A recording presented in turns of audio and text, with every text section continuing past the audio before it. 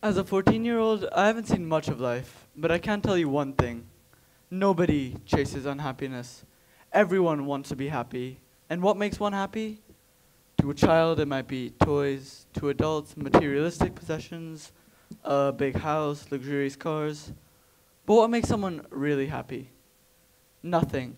Nothing makes someone as happy as finding out that their cancer report has come back negative.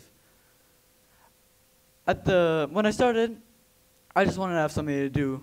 I didn't know anyone close to me affected, or at least that was my initial motive.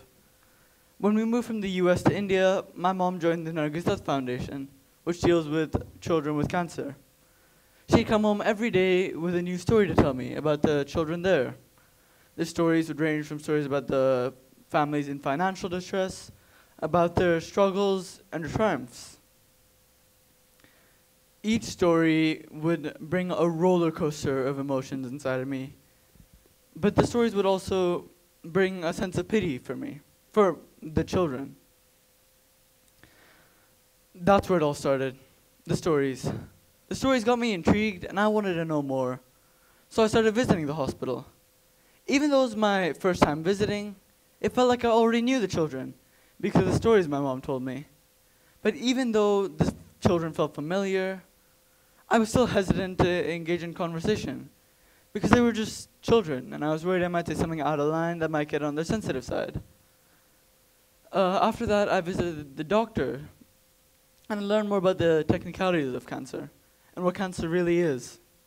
I learned how their bodies are easy hosts of an infection because of their weak immune system, and how most of the cases there are blood and bone cancer cases. I also saw the children there and saw the pain.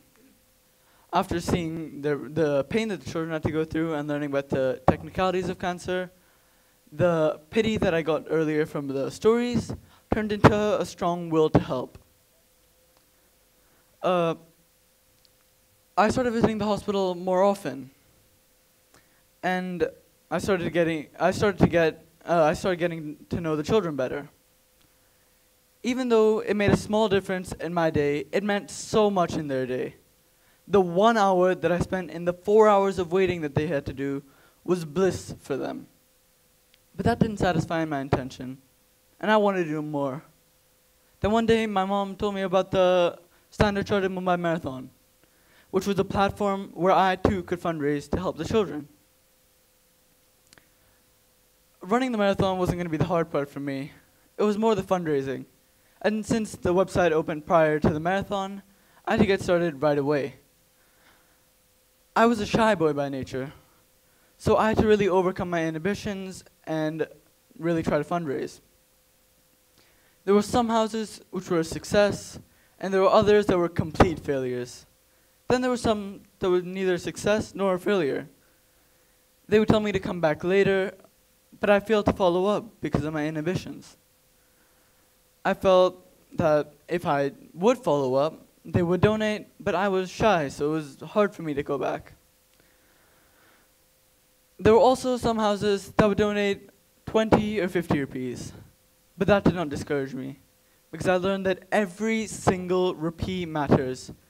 Every rupee counts towards the cause. I also went to restaurants and more residential buildings, and I learned that the restaurants were far more supportive, and the restaurants were open-minded, and they wouldn't immediately shun me out, unlike some of the residential buildings. In the end, I managed to raise a total of 12,12,000 rupees.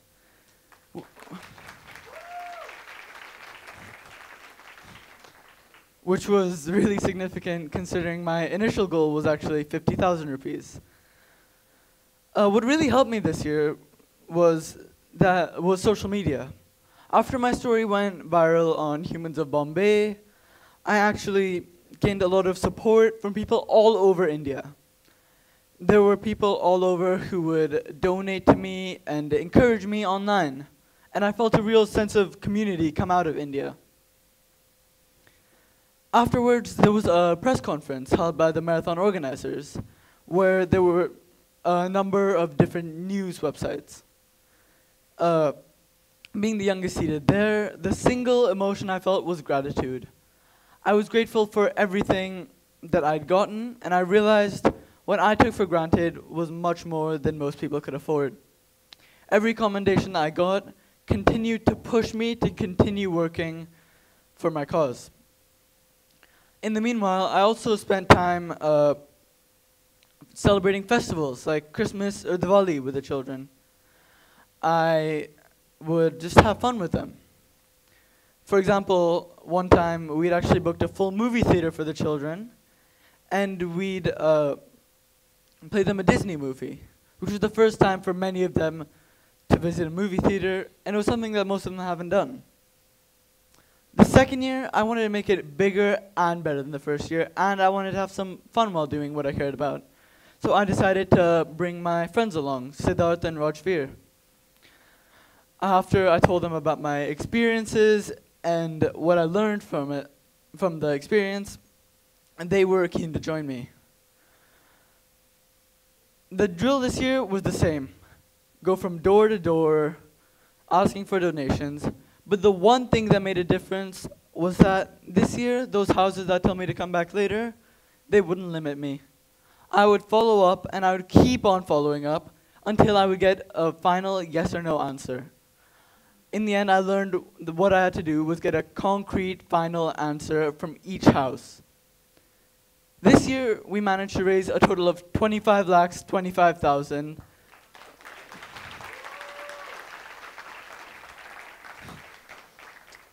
Which was double of what I raised the first year, and we managed to top the Tata Mumbai Marathon Young Leaders category, despite having less media attention. The thing is, the children weren't so different from me. We had similar aspirations, similar likes and dislikes. The only thing was that they had a fatal illness, and I didn't.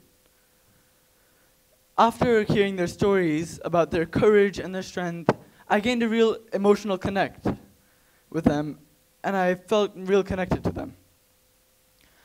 One of the things school teaches us is compassion, and I learned that in abundance through this experience.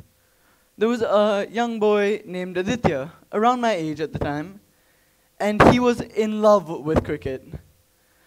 He would, in fact, actually run to the barber shop in the village and peek through the window to see the IPL games because they didn't have a TV at home, without the barber even knowing he was there.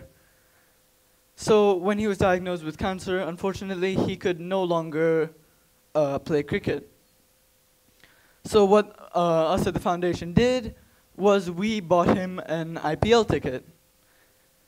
The emotions on his face were indescribable, and he was ecstatic. Even though this year I haven't continued my fundraiser, I've tried to help out as much as possible by visiting the children when I can, having reading sessions with them, hanging out, or just talking to them. What I learned from this experience was that pity makes you do nothing. If you pity someone, you just pity them. There's no follow-through at all. What you need to do is change that pity into a strong will to help, to actually make a difference. That is what will start something, and that's what I had to do. To end, I'd like to say that if you're planning to do something, just do it. Success or failure is not your concern. Unlike what is perceived in today's youth, we're not purely concerned with ourselves, and it's completely dependent on the person's willingness to help. Thank you.